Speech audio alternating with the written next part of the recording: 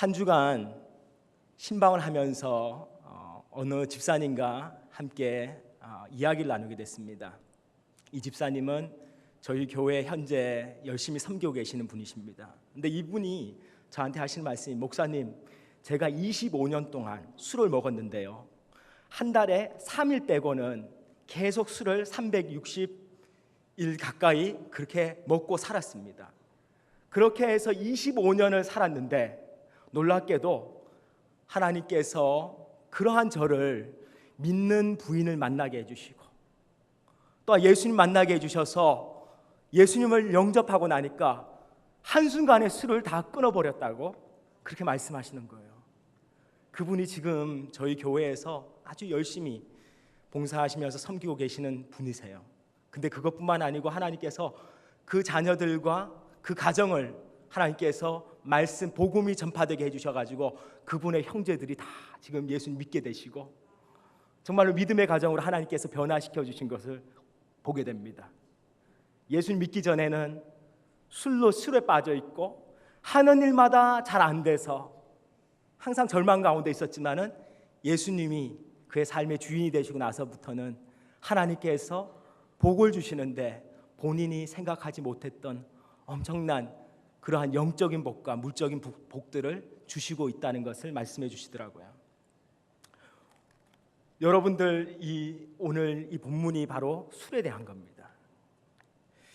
노아의 실수, 노아의 이런 죄악이 드러나 있는 부분입니다. 노아가 어떠한 인물인가 하는 것을 창세기 6장 9절에서 11절에 이렇게 기록하고 있습니다. 이것이 노아의 족본이라. 노아는 의인이요 당대의 완전한 자라. 그는 하나님과 동행하였으며 세 아들을 낳았으니 셈과 함과 야벳이라. 그때에 온 땅이 하나님 앞에 부패하여 포악함이 땅에 가득한지라. 하나님께서 노아를 뭐라고 부르시냐? 의인이라고 부르십니다.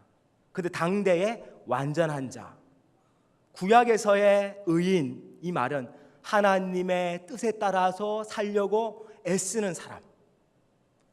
완전한 자라고 해서 실수가 없다는 것이 아니고 실수를 할 수 있지만은 하나님의 뜻에 따라서 살아가는 그러한 자였음을 보여주고 있습니다. 그러한 시대에 어떠한 사회적인 현상이었냐? 그 사회가 죄로 인해서 관영했고 그리고 부패했다는 것을 보여주고 있습니다. 그러한 시대에 하나님께서 노아를 부르셨습니다. 그리고 하나님께서 언약을 맺으십니다. 노아에게 말씀하십니다. 노아의 방주를 예비하라. 그러면서 하나님께서 노아와 그의 가족들을 구원하실 그러한 계획을 하나님 세우십니다. 그리고 하나님께서 말씀하신 그러한 홍수가 그 땅을 집어삼킵니다. 노아가 알던 모든 사람들이 다 죽었습니다. 자기 가족들 빼고는. 노아와 노아의 가족들만이 살아남은 그러한 가운데 성경에서 노아가 하나님 앞에 예배를 드렸다고 나옵니다. 하나님 앞에 번제물을 드리고 하나님께서 노아에게 약속하십니다. 다시는 모든 생물을 홍수로 멸하지 아니할 것이다. 그리고 땅을 침몰한 홍수가 다시 있지 아니할 거라고 언약을 맺으십니다. 참 하나님께서 이 홍수를 통해서 보여주신 것이 뭐냐? 하나님의 심판이면서 동시에 하나님께서 은혜를 베풀어 주십니다. 하나님의 말씀 믿고 하나님과 동행하는 자에게 하나님께서 구원의 역사를 일으키시는 것을 볼 수 있습니다. 다시 말하면 노아는 어떠한 인물이냐? 하나님께서 홍수 이후로, 심판 이후로 하나님께서 만든 새로운 세상에서의 그러한 최초의 사람입니다. 근데 동시에 오늘 이 본문은 뭐를 보여주느냐? 노아가 그 하나님께서 새롭게 홍수 이후로 만드신 세상에서 가장 먼저 죄를 짓는 사람임을 나타내주고 있습니다. 저와 여러분이 영적으로 우리가 충만할 때가 있습니다. 하나님의 은혜를 받고 하나님 말씀을 우리 가까이 하고, 그죠? 그러면서 하나님과 가까이 하나님과 동행할 그러한 때가 있습니다. 근데요, 우리가 영적으로 잘 나가다가 한 번씩은 넘어질 때가 있습니다. 제가 아는 최근에 듣는 소식인데, 일본에서 아주 유명한 한인교회 목사님이, 제가 그분을 아는데 그분이 어떤 아주 바르고 아주 철저한 분이십니다. 우리가 이렇게 말했어요. 그 목사님은 바늘로 찔러도 피 한 방울 안 날 그러한 목사님이다.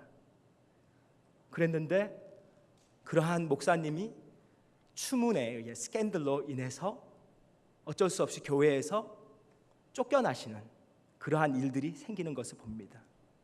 이 시대에 참 이러한 일들이 많이 일어나고 있습니다. 특별히 목회자들에게 있어서 이러한 일들로 인해서 목회자 한 사람만 넘어지는 것이 아니고 교회 전체가, 교인들이 큰 상처를 받고 교회를 떠나가는 그러한 일들이 생기는 것을 봅니다.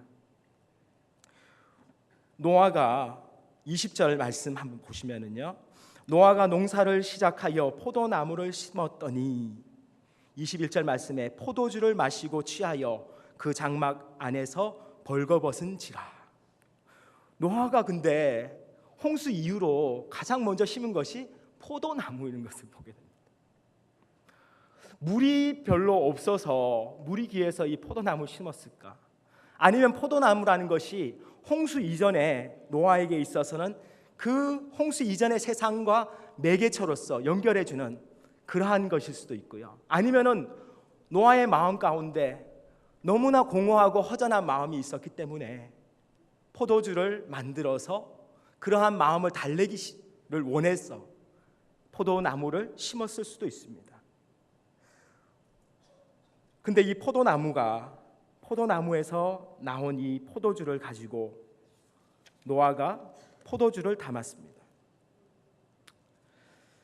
제가 청년부를 맡으면서 가장 많이 듣는 질문들이 뭐냐 하면은, 목사님, 술을 마셔야 됩니까?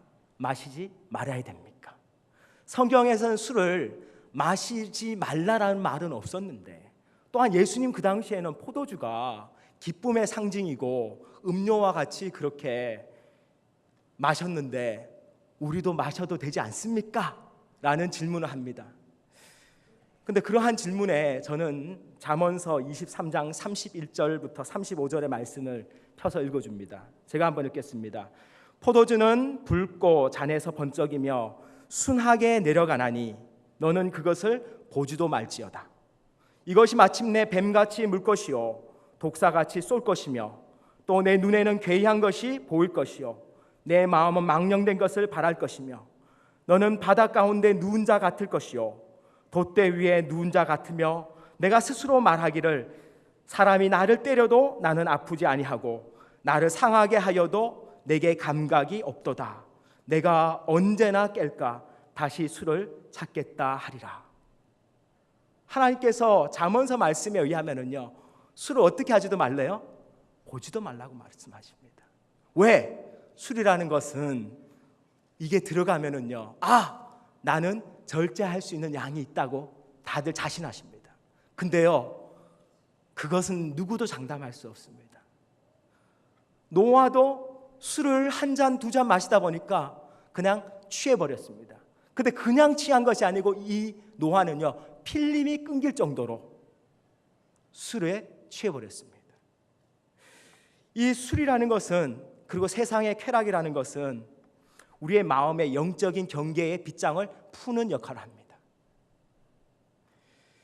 술은요, 우리의 마음에 들어가면은 우리가 무절제하게 되고 무감각해져서 하나님 앞에 영적으로 깨어 있어야 되는 그러한 경성함을 없애버립니다. 22절 말씀에 보시면은요, 22절 가나안의 아비 함이 그 아비의 하체를 보고 밖으로 나가서 두 형제에게 고하매라고 말씀합니다. 여기에서 보다라는 이 단어가 라라는 단어인데, 이 단어는 그냥 단순히 보다라는 것이 아니고 주목했다. 그가 흥미 있게 그것을, 어떤 것을 응시했다라고 말씀하고 있습니다. 아버지가 술이 취해서 옷도 다 벗고 누워있는 가운데 그것을 바라봤던 함이 그것을 계속 응시하면서 그냥 응시한 것이 아니고 그 다음에 나오는 두 형제에게 고하였다라고 말씀하고 있습니다. 고하였다는 이 단어는 기쁨으로 그 말을 했다라고 그렇게 해석하고 있습니다. 이 함이 자기 아버지의 벗은 몸을 보고 아버지를 존경하는 마음보다도 아버지의 허물을 오히려 조롱거리로 생각하고 그것을 형들에게 가서 다 떠벌렸다라는 것을 말씀해 주고 있습니다. 저와 여러분이 저도 요즘 그렇고 우리 모든 사람들이 살다 보면은요 다른 사람의 허물들을 볼 수 있습니다. 가장 많이 보는 허물이 누구냐? 배우자의 허물입니다. 배우자의 허물이에요. 배우자의 허물을 보면은요 형제들에게 전화해가지고 엄마 아빠한테 전화해가지고 그러한 부분들을 우리가 이야기하게 됩니다.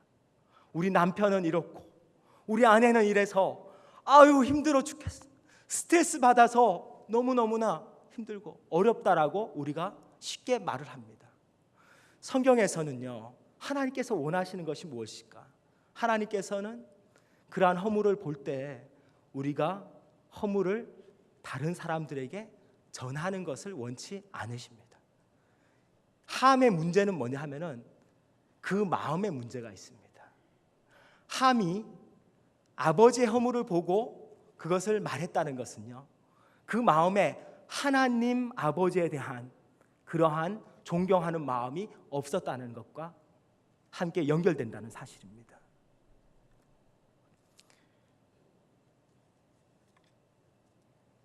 우리의 마음은 행위라는 것을 낳게 됩니다. 아버지를 공경하면은요, 아버지를 사랑하는 마음이 있다면은 아버지의 허물을 보고서 그것을 덮어주려고 하고 그것을 감춰주려고 합니다.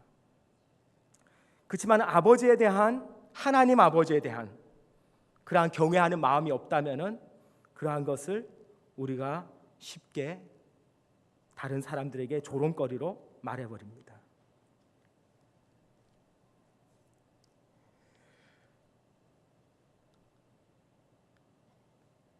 우리가 어떻게 살아야 할 것인가 하는 부분에서 가장 확실한 것은 성경의 가르침대로 사는 것인 줄로 믿습니다. 우리의 삶에서 우리가 절제하는 삶을 살아야 됩니다. 내가 원하는 내 육신적으로 원한 대로 살 것이 아니고 하나님의 성령이 우리의 마음을 제어하시고 하나님의 말씀이 우리를 이끄시는 대로 살아갈 때에 그것이 바로 하나님께서 영광을 받으시는 삶이며 또한 우리가 이웃과 화평하게 되는 삶인 줄로 믿습니다. 저는 사실 이렇게 제가 설교하고 있지만은요 제 자신이 사실은 이렇게 살지 못할 때가 너무나 많아서 아픕니다, 마음이. 그렇지만은 하나님의 말씀이 진리이고 또한 여기에서 설교하는 이 자체가 하나님께서 저에게 말씀하시는 거기 때문에 저 또한 그러한 부분에서 다시 변화를 받기를 소원합니다. 여러분들, 우리 교회에서 목회자에 대한 허물들이 많습니다. 이러한 저러한 이야기들이 많이 나올 수 있습니다. 그리고 우리가 불평하는 그러한 부분들도 생길 수 있습니다. 하나님께서 원하시는 것이 뭘까? 하나님께서 우리에게 주신 영적인 아버지가 있습니다. 목사님이십니다. 담임 목사님이십니다. 담임 목사님의 부족한 부분들을 우리가 볼 때에 저 자신부터 제 자신을 돌아보길 원하고 내가 얼마나 부족한 자임을 우리가 깨닫길 원합니다. 그리고 우리가 사용하는 그 잣대로 우리가 나중에는 그 잣대로 우리가 헤아림을 당할 때가 옵니다. 그래서 여러분과 저가 우리 한 사람 한 사람이 영적으로 깨어있지 않고 다른 사람들의 허물을 말하기 시작하면은요 교회 전체에 퍼집니다. 그것이 하나님의 몸된 교회에 있어서 유익하지 않다는 사실입니다. 시험 드는 사람들이 생길 수 있고요, 믿음이 연약한 자들이 그것으로 말미암아 넘어지는 일들이 있을 수 있습니다. 하나님 앞에 나오려고 하던 사람들이 멈칫하고 나오지 않는 그러한 일도 있을 수 있습니다. 비단 담임 목사님의 부족함뿐만 아니고 부목사들, 전도사님들, 강도사님들의 그러한 부족함을 보시더라도 여러분들이 기도해 주시기를 간절히 부탁드립니다.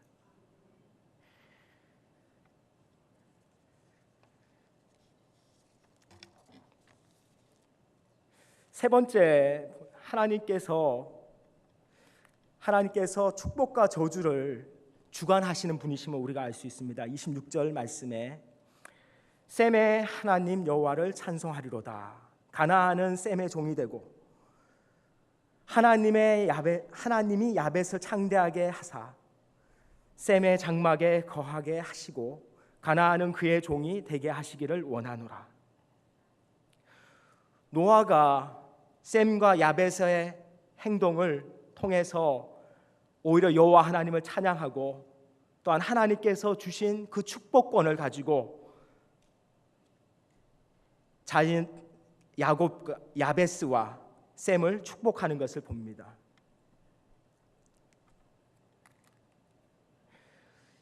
셈과 야벳이 한 것이 뭔가, 아버지의 하체를 보고 그들이 그것을 보지 않기 위해서 어떻게 했느냐, 성경에서 보면은 23절 말씀 같이 한번 읽길 원합니다. 같이 한번 읽겠습니다. 셈과 야벳이 옷을 가져다가 자기들의 어깨에 메고 뒷걸음쳐 들어가서 그들의 아버지의 하체를 덮었으며 그들이 얼굴을 돌이키고 그들의 아버지의 하체를 보지 아니하였더라.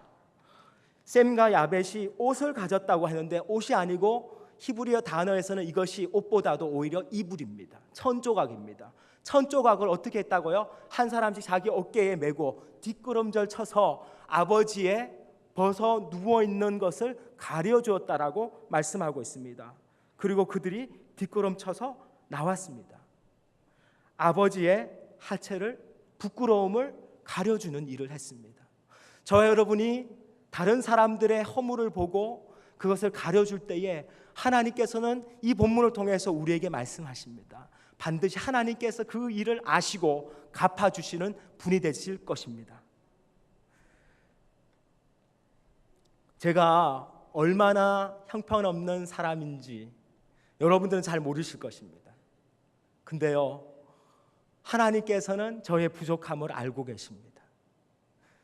우리는 부족하지만은 깨달아야 되는 것이 뭐냐 하면은 하루하루 우리는 하나님의 은혜가 없이는 살아갈 수 없다라는 사실입니다.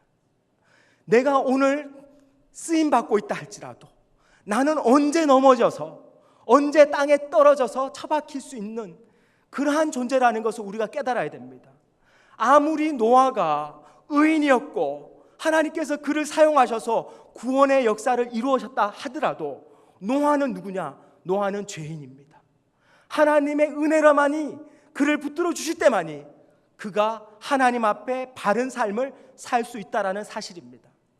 저와 여러분, 우리는요, 겉으로는 아주 의인인 것 같이 보입니다. 아주 괜찮은 삶을 살고 있는 사람 같고요, 가정에서 아주 잘하고 있는 것처럼 보여집니다. 하지만은요, 우리가 가정에서 우리의 하는 그 한마디 한마디로 인해서 우리의 배우자들은 지금도 상처를 받고 있고 멍들어가고 있습니다. 또한 우리 자녀들에 대해서도 우리는 괜찮다고 생각하지만은 우리 자녀들이 우리와 말하지 못하고 그들이 고통당하고 있다는 사실을 기억해야 됩니다. 우리는요, 하나님께서 우리에게 은혜를 주셔서 하나님의 그 은혜가 흘러나갈 때에 하나님의 사랑이 우리를 통해서 나갈 수 있는 존재입니다. 그럴 때 하나님께서 가족의 관계도 하나님께서 온전하게 하시고 그 가정도 하나님께서 치유해 주시고 하나님께서 그 가정을 하나님 바르게 세워주신다는 사실을 우리가 기억해야 할 줄 믿습니다.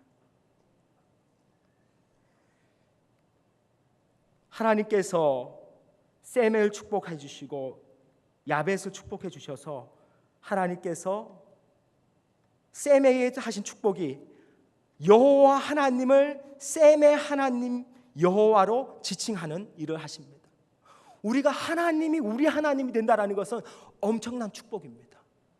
우리에게 예수 그리스도께서 이 땅에 오셔서 우리의 하나님이 되어주시고 우리와 함께 하시는, 성령님을 통해서 우리와 함께 하시는 삶을 산다라는 것은 우리가 비교할 수 없는 엄청난 축복을 받은 존재라는 것을 보여줍니다. 함의 후손 가나안은 저주를 받습니다. 함의가 노아의 손자가 오히려 저주를 받습니다. 그래서 그들이 그 후에 800년 이후에 가나안 족속들이 가나안 땅에 정착하지만은 그들이 타락해서 하나님을 잊어버리고 말미암아 쫓겨나는 일들이 일어납니다.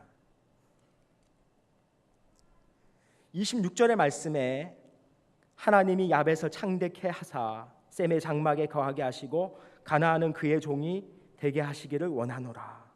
하나님께서 야벳에게 주신 축복은 지경을 넓혀가게 하시고, 야벳이 오늘날의 백인들이죠, 그죠? 셈은 오늘날의 황인들을 말씀하고 있습니다. 그리고 함은 흑인들의 조상들입니다. 하나님께서 축복해 주실 때에 우리가 하나님께 은혜를 받고 복을 받을 수 있을 줄로 믿습니다. 가장 큰 축복은 뭐냐? 하나님의 임재하신 가운데 산다라는 것입니다. 하나님의 말씀 가운데 우리가 오늘도 들을 수가 있고 하나님을 예배하는 삶이 가장 큰 축복인 줄로 믿습니다. 결론을 맺겠습니다. 성경에 보시면은 많은 인간의 허물들이 나옵니다. 오늘 저희 담임 목사님께서 설교하셨던 창세기 18장에 나오는 유다의 허물을 우리가 볼 수 있었습니다. 그리고 그 외에도 많은 인간의 부족함과 죄악된 것들이 성경에 다 기록되어 있습니다. 근데 하나님께서 인간의 허물들을 다 기록하시는데 가장 먼저 기록하신 허물이 뭐냐? 창세기 3장에 나오는 아담과 하와가 선악과를 따먹는 범죄함을 기록해 주셨습니다. 아담과 하와가 선악과를 따먹고 나서 창세기 3장 7절은 이렇게 기록하고 있습니다. 이에 그들의 눈이 밝아져 자기들이 벗은 줄을 알고 무화과 나뭇잎을 엮어 치마를 삼았더라라고 말씀하고 있습니다. 하나님께서 하체에 드러나는 것을 하나님께서 그들로 하여 죄 범죄한 아담과 하와가 깨닫고 무화과 잎으로 치마를 만들어 입었습니다. 하지만은 창세기 3장 21절의 말씀 하나님께서 이렇게 기록하고 있습니다. 여호와 하나님이 아담과 그의 아내를 위하여 가죽옷을 지어 입히시니라. 하나님께서 창세기에서 세상을 창조하신 이후에 한 번도 동물을 잡은 적이 없습니다. 하지만 하나님께서 최초로 하나님의 손으로 동물을 잡습니다. 왜 잡느냐? 인간의 죄인의 하체를 가려주시기 위해서입니다. 우리의 허물을 가려주시기 위해서 하나님께서 죄 없는 동물을 잡아주셨습니다. 그 죄 없는 동물이 신약에 와서 바로 하나님의 어린 양으로 오신 예수 그리스도이십니다. 예수님께서 누가복음 23장 33절에 골고다라 하는 곳에 이르러 거기서 예수를 십자가에 못 박고 두 행악자를 그렇게 하니 하나는 우편에 하나는 좌편에 있더라라고 말씀하고 있습니다. 골고다라는 곳에서 거기서 예수를 십자가에 못 박았다라고 말씀하고 있습니다. 십자가의 형벌은 철저하게 인간으로 하여금 장시간 고통을 당하게 합니다. 또한 완전히 발개 벗겨서 그러하여금 수치심을 당하게 함으로 인간 이하로서 동물과 같이 그러한 대접을 받게 하는 것이 바로 십자가형이었습니다. 예수님께서 우리의 하체를, 우리의 벗은 것을 가려주시기 위해서 하나님의 아들이 그 독생자 예수 그리스도께서 이 땅에 오셔서 우리를 위해서 하체를 다 드러내셨습니다. 노아는 자기의 죄악으로 말미암아 하체를 드러냈지만은 예수님께서는 우리의 허물을 가려주시기 위해서 가장 치욕스러운 데까지도 낮아지시면서 우리를 위해서 십자가에서 부끄러움을 당하시고 돌아가셨습니다. 저와 여러분은, 우리는요, 예수님 앞에, 십자가 앞에 설 때 우리는 뭐라고 말할 수가 없는 자들입니다. 다른 사람의 허물을 이야기할 수가 없는 자들입니다. 왜냐? 예수님께서 우리의 허물, 나의 그 많은 허물과 죄악을 위해서 십자가에 못 박혀 돌아가셨기 때문에 내 옆에 있는 사람들의 그 허물들을 위해서도 예수님께서 십자가에 못 박혀 돌아가셨습니다. 로마서 14장 8절 이렇게 말씀하고 있습니다. 우리가 살아도 주를 위하여 살고 죽어도 주를 위하여 죽나니 그러므로 사나 죽으나 우리가 주의 것이로다. 우리는 죽으나 사나 예수 그리스도의 핏값으로 우리는 사진 바, 우리는 주님이 값을 치르고 우리는 산 자입니다. 우리는 주님의 것입니다. 내 자신이 더 이상 주인이 아니라는 사실입니다. 예수님께서 나의 삶의 주인이 되시기 때문에 우리는 철저히 하나님의 말씀에 따라서 살아갈 때에 우리는 하나님의 핏값에 부끄러움이 없는 삶을 사는 것인 줄로 믿습니다. 이를 위하여 그리스도께서 죽었다가 다시 살으셨으니 곧 죽은 자와 산 자의 주가 되려 하심이라. 예수님께서 우리의 주인이 되시는 삶을 살아가야 할 줄로 믿습니다. 그러면서 로마서 14장 10절에 이렇게 말씀하고 있습니다. 내가 어찌하여 내 형제를 비판하느냐? 어찌하여 내 형제를 업신여기느냐? 우리가 다 하나님 심판대 앞에 서리라라고 말씀하고 있습니다. 저와 여러분이 쉽게 내뱉는 다른 사람들의 허물, 그러한 것을 씹는 가십들, 다른 사람의 부족한 것들을 정죄하고 찍어내리는 그러한 말들, 하나님께서 분명히 우리가 심판대 앞에 설 때는 하나님 앞에 우리가 다 짚고 할 그러한 날이 있습니다. 우리가 이 땅에 사는 동안에 우리가 생각해야 되는 것은 하나님 앞에 서는 그날에 내가 하나님 앞에 나의 인생의 평가를 받을 텐데, 물론 구원은 예수 그리스도의 보혈로 말미암아 성령의 인치심으로 구원을 받겠지만은 하나님 앞에서 하나님이 우리의 인생을 평가하실 때, 야, 너는 세상에서 다른 사람들의 허물만 다 파헤치다가 그런 것들만 전파하다가 왔다라고 하나님 하신 그러한 부끄러움을 당하지 않길 원합니다. 우리가 이 땅에서 해야 되는 것은 예수 그리스도의 향기를 나타내는 것입니다. 예수님을 더욱더 닮아가는 사람들이 되는 것입니다. 아무리 저 목회자가 설교를 잘한다 할지라도 우리의 인격에 변화가 있고 하나님께서 우리의 입술에 하나님께서 변화를 주셔서 우리의 삶이 변하지 않으면 진정으로 다른 사람들에게 우리는 영향력을 미칠 수가 없습니다. 왜? 단에서 멋있게 설교하는 것 다 뾰룩나게 되어 있습니다.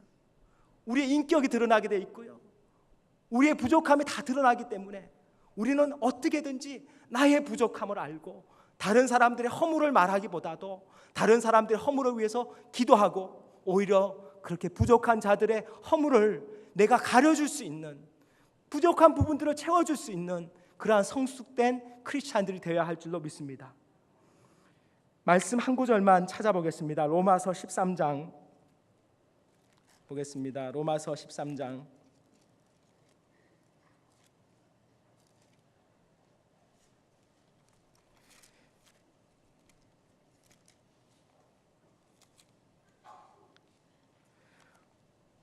로마서 13장 11절부터 14절까지 말씀을 같이 한번 읽겠습니다.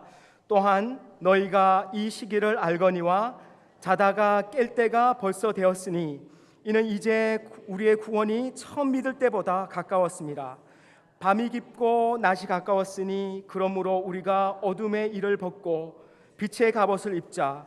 낮에와 같이 단정히 행하고 방탕하거나 술 취하지 말며 음란하거나 호색하지 말며 다투거나 시기하지 말고 오직 주 예수 그리스도로 옷 입고 정욕을 위하여 육신의 일을 도모하지 말라. 하나님께서 말씀하십니다. 주님의 재림하실 때가 가까워지고 있고 우리의 구원의 날이 가까워져 가고 있다라고 말씀하십니다. 그러면서 우리에게 뭐라고 너희가 빛의 자녀이니까 이제 빛의 갑옷을 입으라라고 말씀하십니다. 어둠의 일을 벗어버리라고 말씀하십니다. 어둠의 일을 벗어버리라는 것은 마치 어둠의 일을 옷을 벗듯이 벗어버리라라고 말씀합니다. 그러면서 우리로 하여금 어떤 옷을 입으라고 말씀하시냐? 14절 말씀에 예수 그리스도로 옷을 입으라고 말씀하고 있습니다. 그리고 정욕을 위하여, 육신을 위하여 살지 말라라고 말씀하고 있습니다. 저와 여러분이 매일마다 하나님 말씀으로 예수 그리스도를 닮아가는 예수님의 옷을 입기를 바랍니다. 성령님께서 우리 마음 가운데 오셔서 나의 마음과 생각을 주장해 주셔서 나의 삶의 변화가 있길 바랍니다. 나의 입술의 변화가 있기를 원합니다. 나의 생각의 습관의 변화가 있기를 원합니다. 그래서 하나님께서 나의 주인이 되신다는 것을 증거하게 하시고 또한 나의 입술을 통해서 정말 예수 그리스도를 전파하시는 그러한 여러분 다 되시기를 주님의 이름으로 축원합니다.